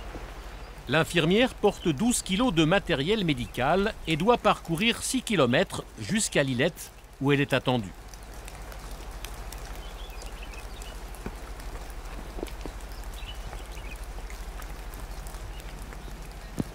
Un trajet rendu périlleux par l'humidité qui envahit le fond du cirque ce matin. Ma fête avec le mauvais temps, c'est pas grave. Sinon, je travaillerais pas, hein, si je me fiais au temps, mauvais ou beau, il faut que je marche, donc bon, j'y vais. Je pars avec mon parapluie et c'est parti.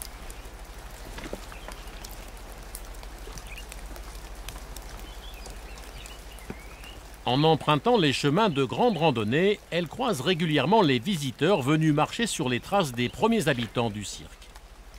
Bonjour.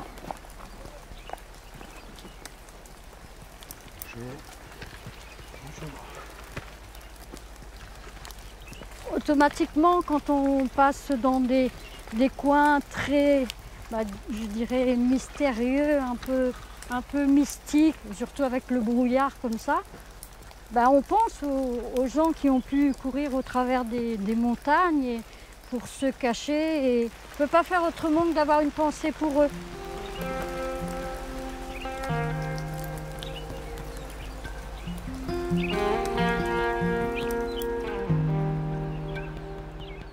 Dans la matinée, les alizés qui soufflent sur l'est de l'île brisent l'épaisse couche de nuages installés sur les hameaux.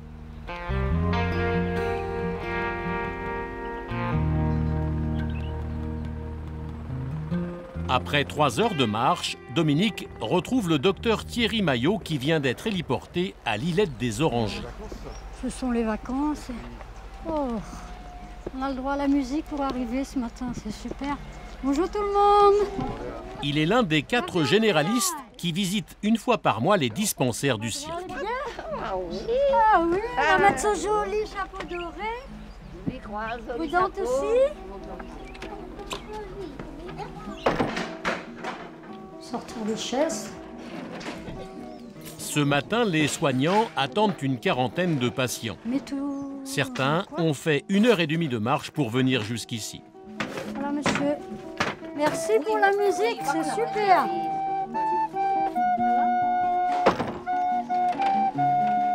Après Prudente, c'est qui?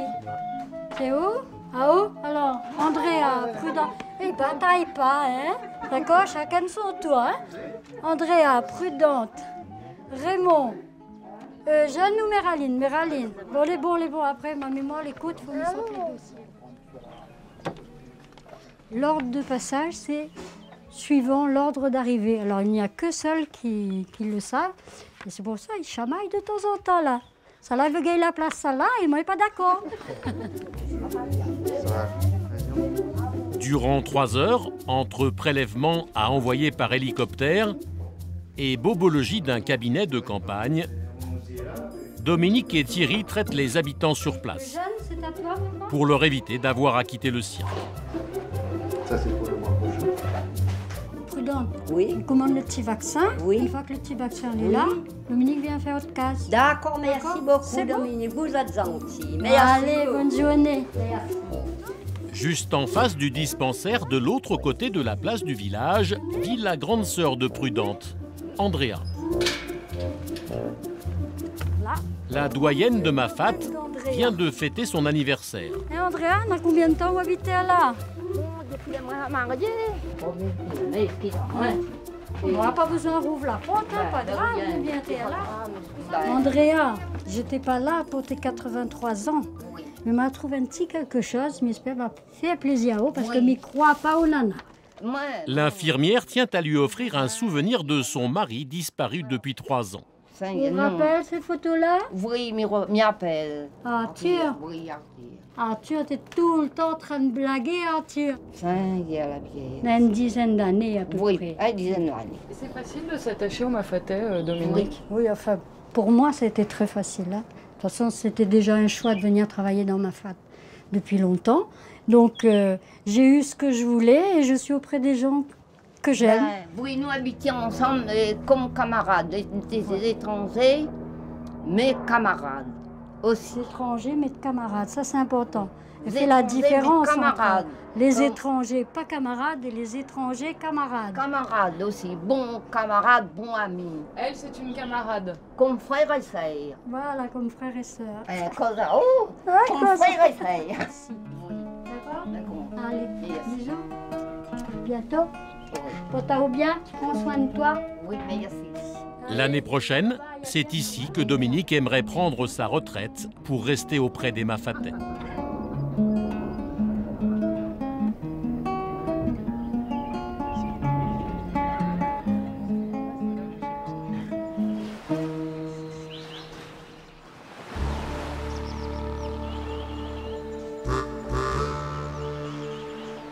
Nous quittons le cœur de la Réunion pour rejoindre le littoral. Ce matin, sur l'aéroport de Saint-Denis, les militaires se préparent pour une mission exceptionnelle. La relève sur une minuscule terre française, Europa, 1600 km plus à l'ouest, dans l'océan Indien. Normalement, on atterrit à 11h heure locale là-bas. Pour cette expédition marathon de 24 heures, ils emmènent 2 scientifiques. Jérôme Bourja et Stéphane Chichon sont spécialistes des tortues marines. Ils vont profiter de quelques heures de présence sur Europa pour poursuivre une mission qu'ils mènent depuis 7 ans.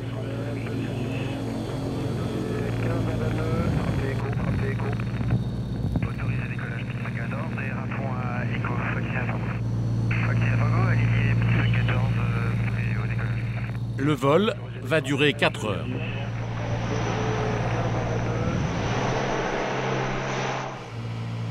Ils ne sont qu'une poignée de civils autorisés à se rendre sur cet îlot chaque année. Pour ces scientifiques qui ont déjà fait une dizaine de fois le voyage, le plaisir de rejoindre cette terre du bout du monde est intact.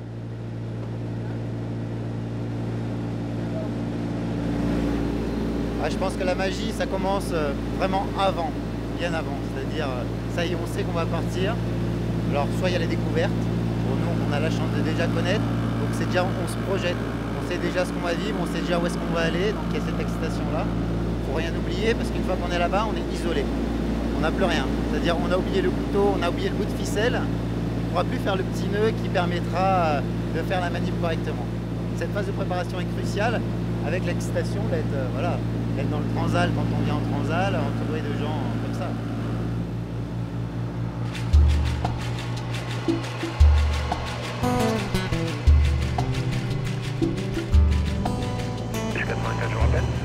Deux heures après avoir décollé de Saint-Denis, l'avion survole Madagascar, la plus grande île de l'océan Indien.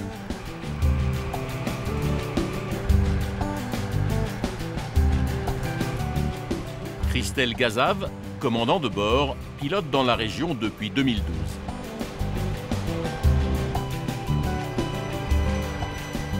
C'est le plus haut sommet de Madagascar, Andry Gitra. C'est la troisième fois qu'elle effectue cette rotation vers Europa.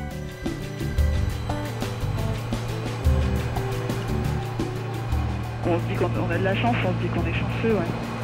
On a du plaisir en arrivant et on allie tout en fait, le travail, le plaisir. C'est chouette, c'est une chouette mission.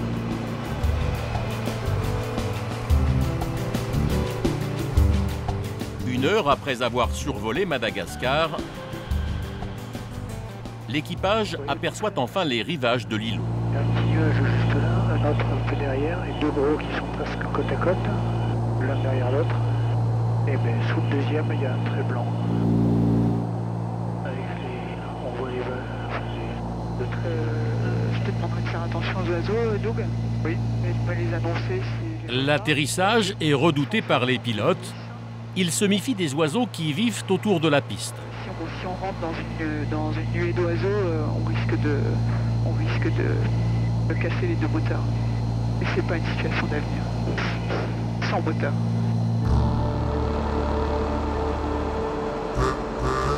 Europa fait partie des îles Éparses, 5 petites possessions françaises au cœur de l'océan Indien. C'est en 1860 qu'une première famille de colons s'installe sur ce territoire vierge avec quelques animaux. On a eu la roue de gauche qui était longue, très anti-verrouillée. En 1973, les militaires y établissent une base permanente de 15 hommes.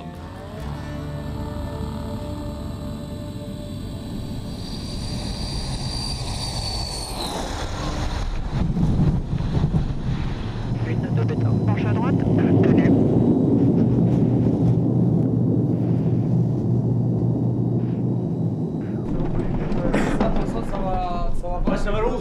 Ça va la météo, mais... À peine posé, c'est une course contre la montre qui s'engage. Ça a l'air plus sympa déjà porté. Il est 13 h et l'avion doit impérativement repartir demain matin. Il faut débarquer les tonnes de matériel et de ravitaillement qui vont servir pendant les 50 prochains jours. La première étape pour Stéphane et Jérôme, les deux scientifiques, est de faire tamponner leur passeport.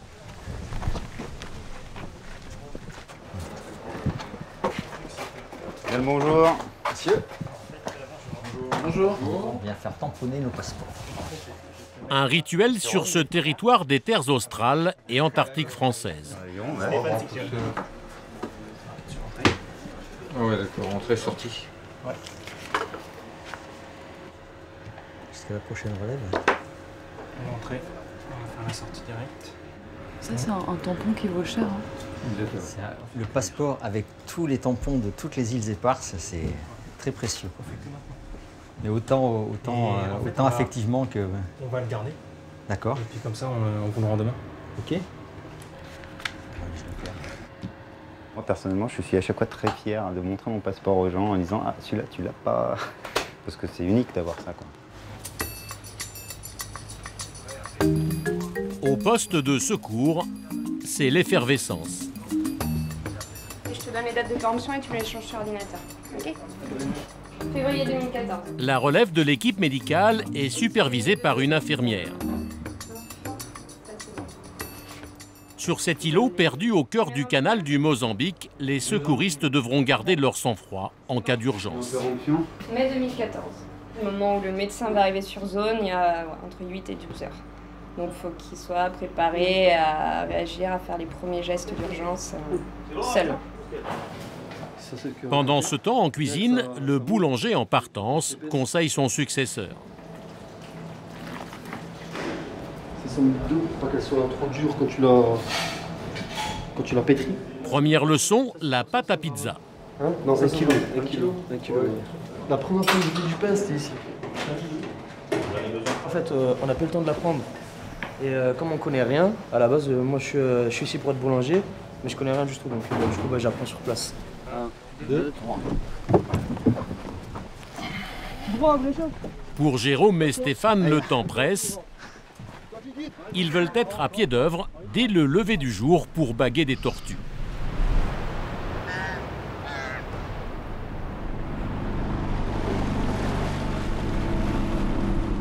Avant la nuit, ils partent s'installer sur une plage à quelques kilomètres au sud de l'île.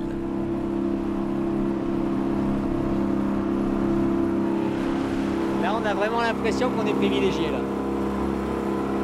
Parce qu'on va dans des endroits où il n'y a pas grand monde qui a posé le pied et c'est super, quoi. Il y a plusieurs siècles, il y avait ce même paysage ici. C'était exactement la même chose. À part peut-être deux pieds de filao qui sont arrivés depuis, sinon c'était exactement le même paysage. Les mêmes tortues qui venaient pondre, et ça fait des dizaines de milliers d'années que ça existe, quoi. Le capitaine Régis Penaud accompagne les scientifiques.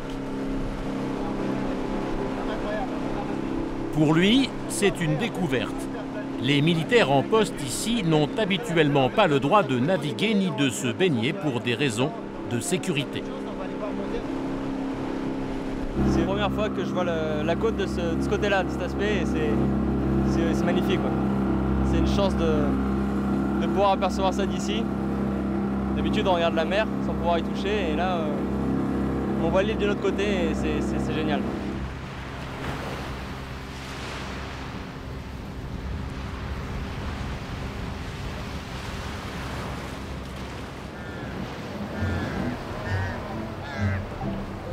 Les 3 hommes passent devant les plages où viennent pondre les tortues vertes entre les mois de novembre et de mars. Dans le ciel, les frégates surveillent les nouveau-nés qui cherchent à gagner la mer. Si la plupart des éclosions ont lieu de nuit, ces redoutables prédateurs ne laissent aucune chance aux bébés tortues le jour.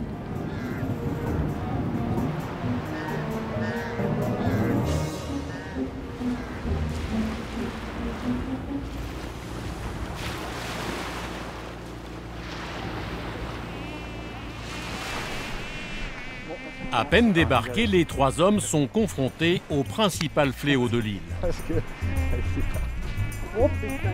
Les moustiques.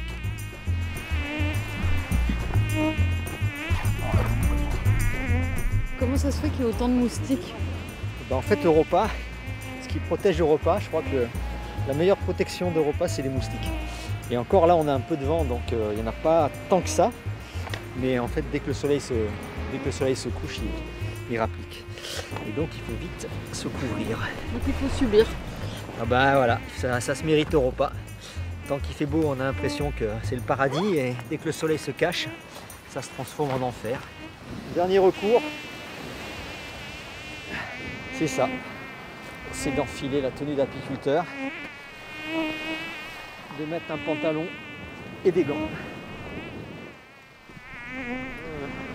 Ça Ça fait partie du pactage réglementaire, ça fonctionne. Oui, c'est réglementaire. C'est vrai? Ah ouais. Moustiquaire de tête pour la jungle, on utilise en Guyane et sur Europa. Ce soir, les biologistes sont chanceux. Après le coucher du soleil, les alizés chassent les insectes.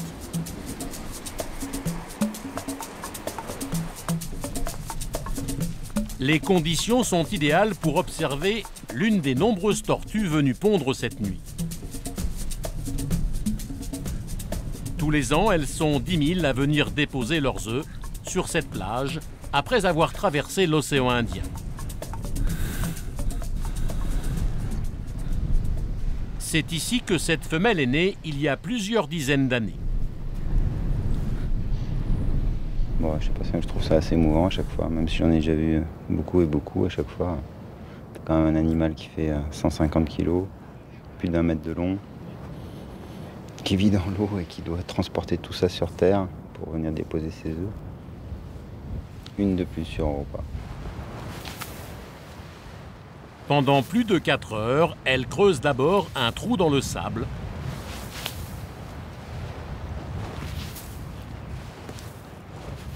Il ne faut pas l'approcher tant qu'elle n'a pas commencé à pondre ses œufs. Parce qu'à ce moment-là, elle est extrêmement craintive et au moindre mouvement, au moindre bruit suspect, elle va repartir vers la mer. Par contre, quand elle a commencé à pondre ses œufs, on peut s'approcher et à ce moment-là, on peut l'observer. Elle rentre un peu dans une espèce de transe, il faut qu'elle termine leur ponte, donc il n'y a pas trop de problème pour les approcher. Puis elle peut entamer la ponte d'une centaine d'œufs.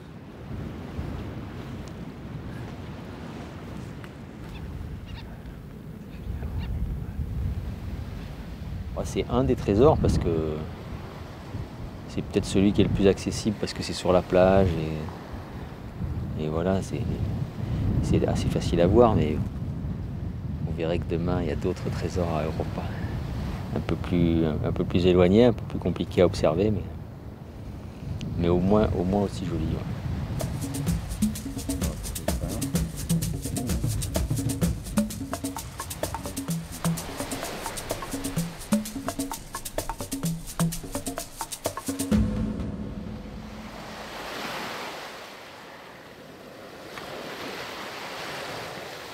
Le jour se lève. Dans 5 heures, les scientifiques devront quitter Europa avec l'avion militaire. Le temps presse, alors ils se dirigent sans attendre vers la mangrove.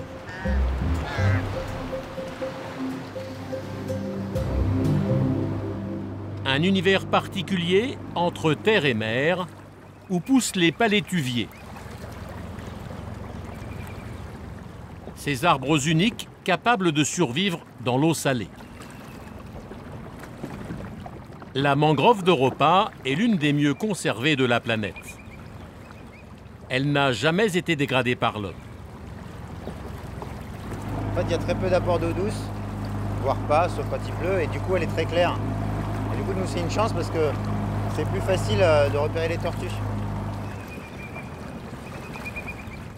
Cette lagune est une nurserie exceptionnelle pour les tortues qui y grandissent à l'abri des prédateurs.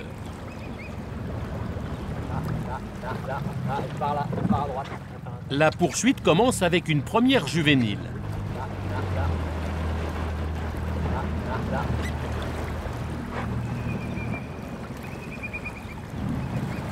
Ah, c'est une maline, elle.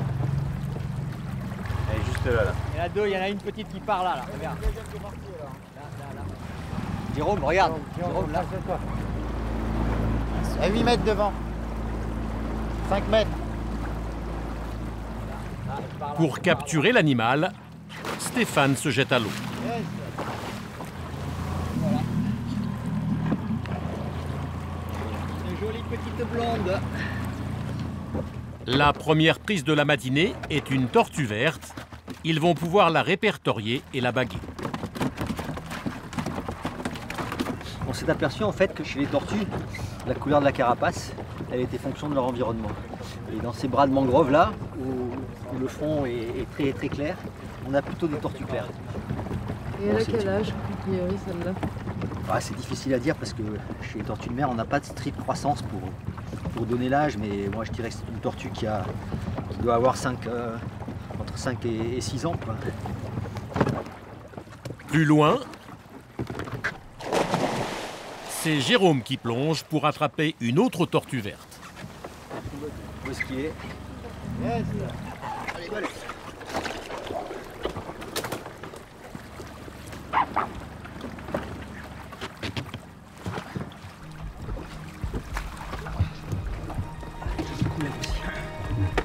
Celle-là est plus vieille. Puis les hommes se dirigent vers le cœur de la lagune, On juste la passe entre les deux cailloux. vers un site qu'ils sont les seuls à connaître.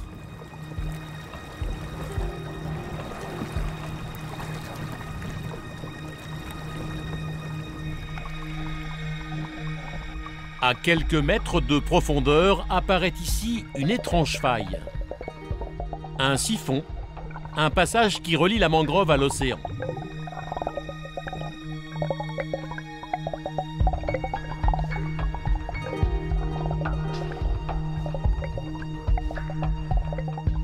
Dans le courant, les anémones de mer pullulent. Ces petits animaux qui vivent accrochés aux rochers sont les mets préférés d'une espèce plus rare, la tortue imbriquée.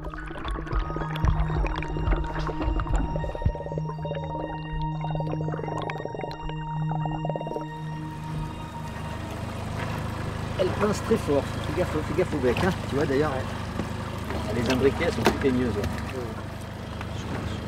J'en ai vu deux autres. Hein. Cette juvénile pèse un peu moins de 30 kilos. L'heure tourne, sur la plage, les scientifiques veulent établir au plus vite une véritable fiche d'identité des 3 prises du jour. Première étape, il faut mesurer la carapace. 49. Puis placer une bague sur la nageoire. 0,329. 0,329. Plutôt. Et enfin, photographier l'animal de profil. Et l'agencement des écailles, en ligne et en nombre de côtés par écaille, représente le véritable code de la tortue. C'est comme l'empreinte digitale de la tortue. Et on arrive à identifier les tortues directement grâce à ça. Pour Jérôme et Stéphane, répertorier une imbriquée est une chance. En anglais, son nom c'est Hawksbill, c'est faucon. C'est le bec. Donc elle est carnivore celle-là, hein, donc elle a un bec très puissant. En termes d'abondance dans le monde, c'est une de celles où il y en a le moins. Celle-là, on fait comme quand on les attrape, on fait attention au bec parce que autant les vertes, ça va faire mal quand elle va vous mordre, autant l'imbriquée, ça peut faire plus que mal. Ça peut vraiment déchiqueter parce que c'est un bec coupant. Et un petit portrait. En atteignant l'âge adulte, ces jeunes tortues quitteront la mangrove.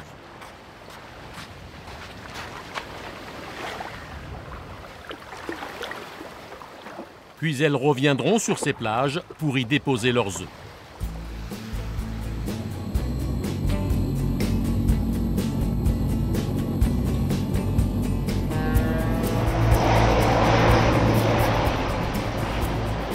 Il faut repartir à La Réunion. Jérôme et Stéphane seront de retour à Europa dans 50 jours, à la prochaine relève, pour poursuivre leur étude.